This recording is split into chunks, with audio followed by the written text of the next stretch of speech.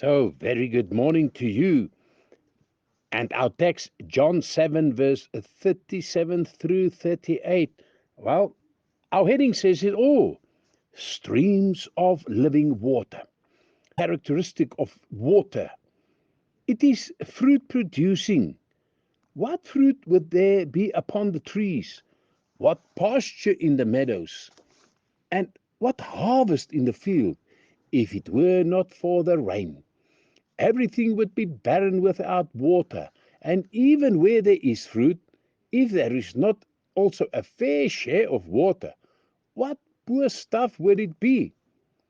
How would our service to God be improved and perfected if we had more of this fruit producing water?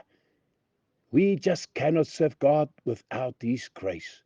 For by their fruit you shall know them. And then lastly, it is heaven ascending water. You know there is a rule of this sort in hydrostatics, that water will rise to its own level. Water will rise as high as its source, can't go higher. Now the grace of God will rise as high as its source. If you and I have grace that began with us, it will never get higher than what we are.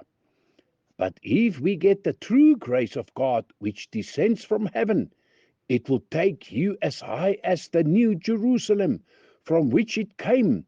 High up in the throne of God are the everlasting springs of divine mercy. And listen carefully to this application. It will ascend as high as its source.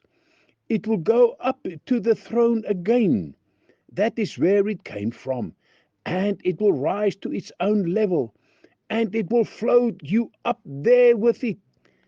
If, by the grace of God, you have been taken up by the stream of Jesus' dying love, it will take you up to its own source.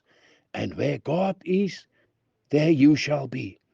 Because you have been made to taste, to feel, and to be saturated with the grace that came from God, from a divine source. You shall also have a divine portion forever. Our river goes down to the sea, because they originally came from the sea. And so all the rivers of grace in us shall flow into the sea, whence they came from, the bottomless, shoreless sea of everlasting love, because that is the eternal source and fountain of all of them. Amen.